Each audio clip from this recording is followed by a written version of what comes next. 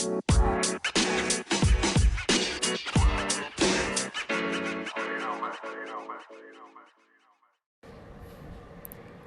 guys, welcome back.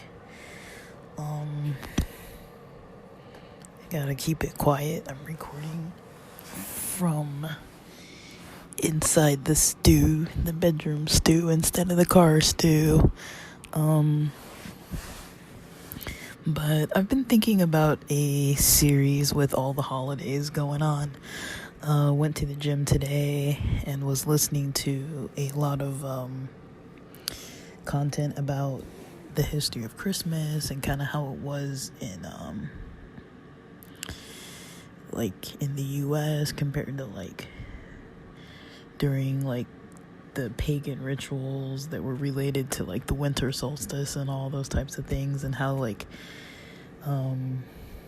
guess the influence of the Roman Catholic Church, the influence of Rome, I guess, Germany, England, and then the church. There were all those influences, and then through Christianity, once the Christians were more distinct from Judaism, once the Catholic Church was so involved with Rome and all the changes that came from that, and then the people who were the Puritans leaving from England into the U.S., well, it wasn't called the U.S. yet, but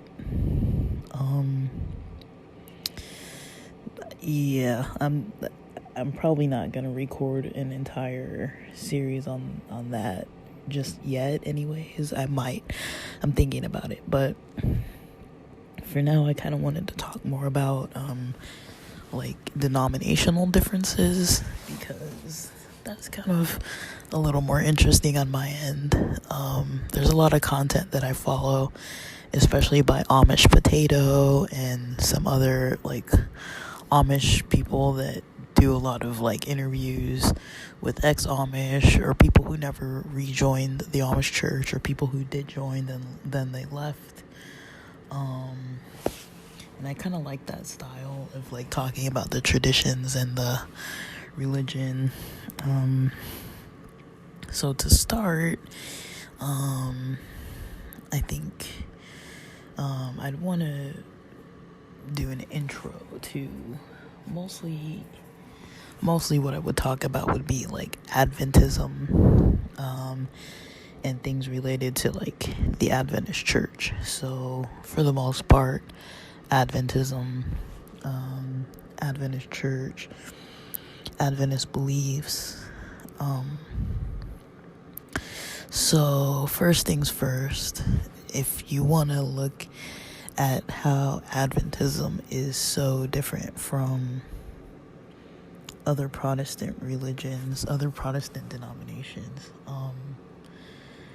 So first of all, there is Christianity as a whole, and then there's Catholicism, and there's Protestantism.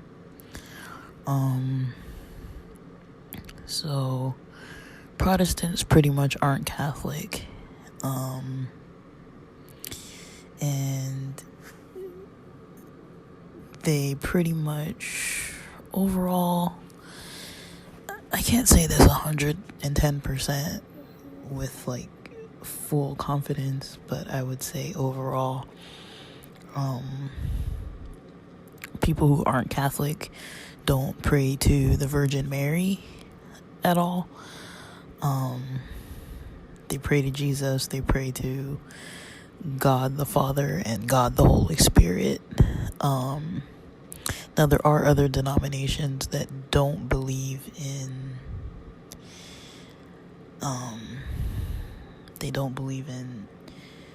the Trinity of the Father, Son, and Holy Spirit, so that there are other denominations that don't believe in that fully.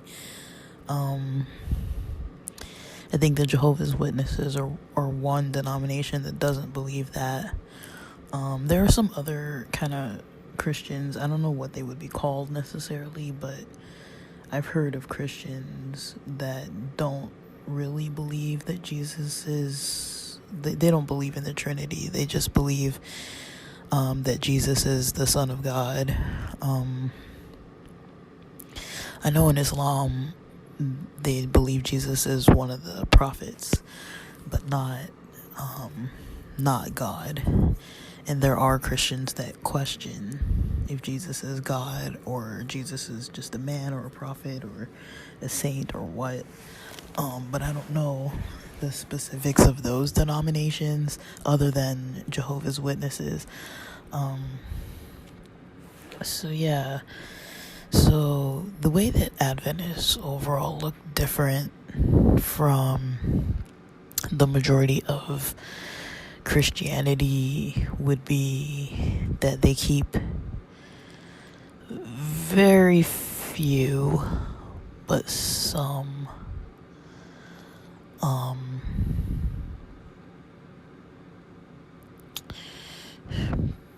practices.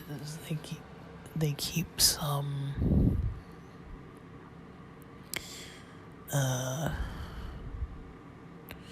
what am I trying to say? Sorry. Some Jewish traditions. Now, the main one is the Sabbath that they keep. And in addition to the Sabbath, some of the foods that are eaten or not eaten.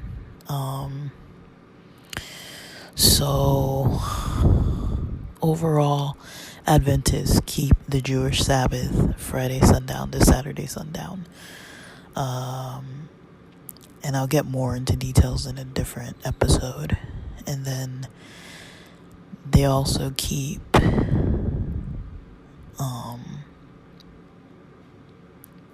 not just the Sabbath, but some dietary restrictions, such as avoiding eating pork,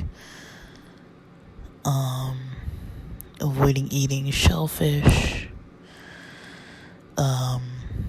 bottom feeders like shrimp,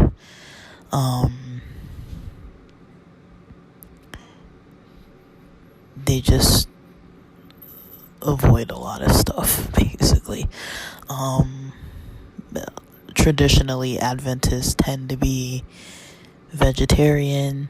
More recently, I've seen more Adventists becoming more vegan or adopting veganism, and I've seen, in addition to that, more Adventist churches having meat options in their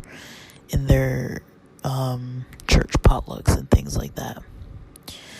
So that's one thing I would say, the dietary eating, and I'm just talking about really traditional Adventists. There are a range of people, the way that people actually follow traditions or worship in churches or worship at home. There's a variety. So I would say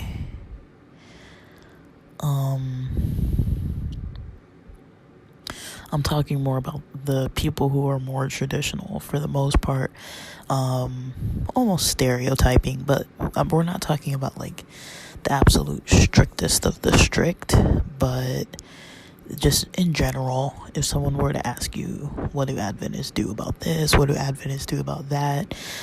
These Tidbits, denominational differences episodes are going to be talking more about like what the traditional people would or wouldn't do.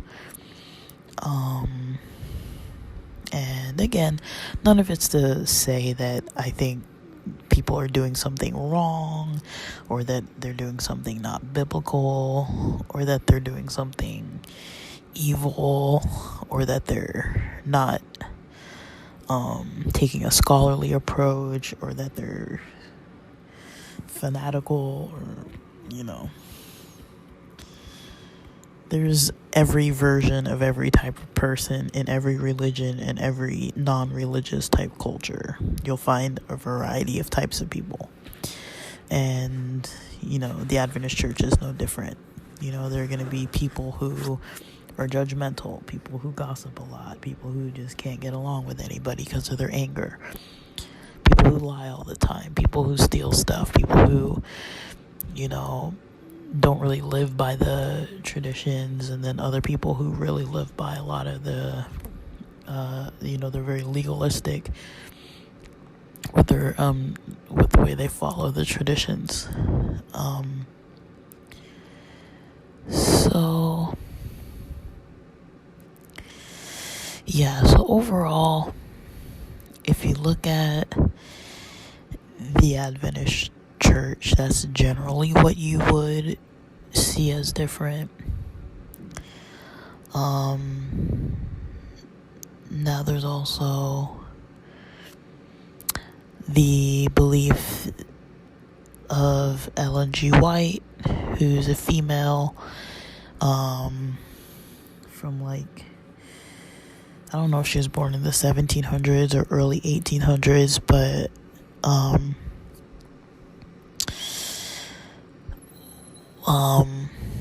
well, I don't know when she was born, but I want to say 1800s because the Great Disappointment occurred in the year of 1844, and Adventism came after 1844 for the most part. So she must have been, I don't know, she was either born after 1844 or before that, but not like way too much before that. So she, basically the story is that she got hit in the head with some kind of rock or something like that as a kid by some other kid who threw it at her, and she had some sort of, I don't know, like brain damage or something. Some people argue that she had like catatonia. Some people say she couldn't really like write or read, or I don't know what's accurate about her, but you can still visit her house in Elmshaven, or her house is called Elmshaven, in Angwin, California, so it's in Northern California, and you can take a tour of her house. But for the most part, Adventists in general would believe that Ellen White was a prophet. They say things like she wrote a whole lot of books inspired by God. A lot of it was about how to be pretty different from the mainstream culture at that time, and a lot of it was what inspired the Adventists to behave and do things the way they do, such as not working certain days, or working in certain professions, or living in certain places, or how they address their finances, how they address their food choices, how they address like health choices. Like, there are a lot of things about Adventism that if you didn't grow up in that culture, you would probably never really know. But yeah, so with that denomination comes that belief as well about Ellen G. White being in the like the prophet of the church, and that she had a lot of writings that people followed, and there's some skepticism about if her husband wrote them or if it was her that wrote them or what. I mean, there's stories about Ellen White holding up a Bible for like multiple hours. I want to say it was for like a day or so, just standing there holding it out, and it was like a huge thick book at that time.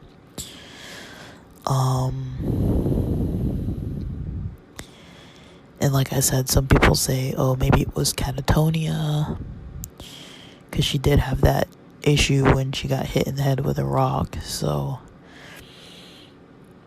and that I think that is something that is interesting to note about anyone who is kind of called a prophet, is that they usually do have some kind of cultural related like flaw or physical flaw or something that is considered flawed about them, so that people are skeptical. Moses had the same situation. He wasn't a good speaker. People say he stuttered. Jesus had the same situation. I mean, people say he wasn't born to a pure virgin mother, that he didn't know his legitimate father because Mary wasn't impregnated by Joseph or by any other known man. And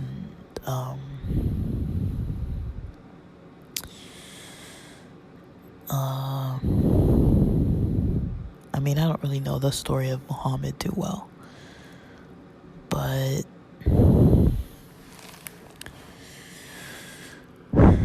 so yeah, we would say, yeah, the Sabbath, the dietary, Ellen White,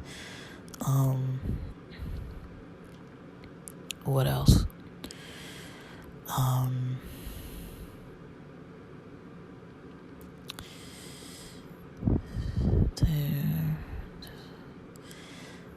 Is there more?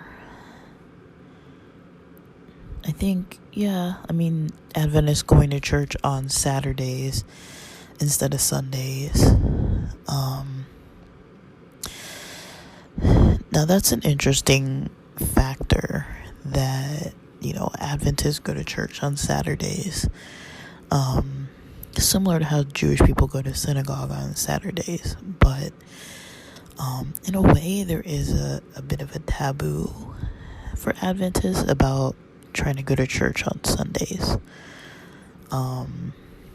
I've never yet been to an Adventist church program that was on a Sunday, unless it was maybe like a wedding. But I'm trying to think, was there ever any service on a Sunday? Like, even if Christmas would fall on a Sunday, there was no service on Sunday. They would do it still on Saturday. Most denominations celebrate Easter Sunday at church. Adventists go to church on Saturday and don't go to church on Easter Sunday, traditionally anyways. But I mean, a lot of Adventists do,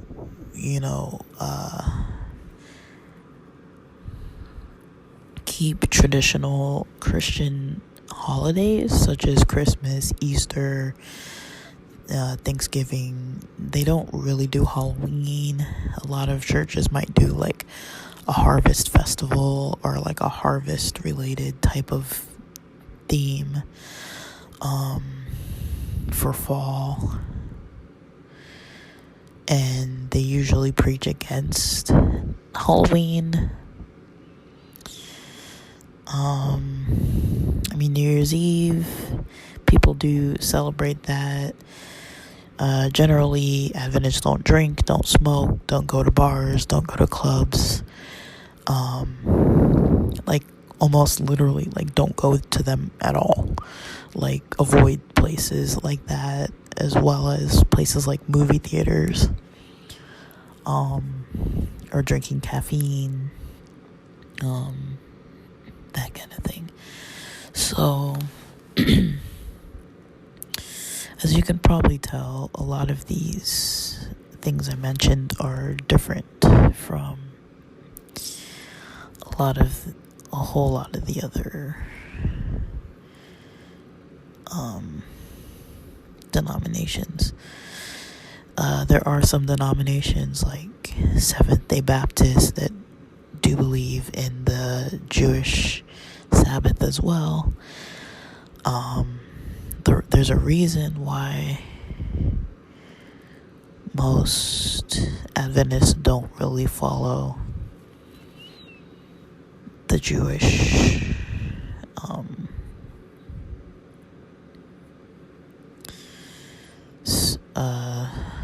service for Saturday, because it got changed along with because originally Sunday was the pagan day of worship, and with all the pagan influence coming into Christianity through the Roman culture trying to merge paganism with the Catholic Church, Christians began to worship on Sundays.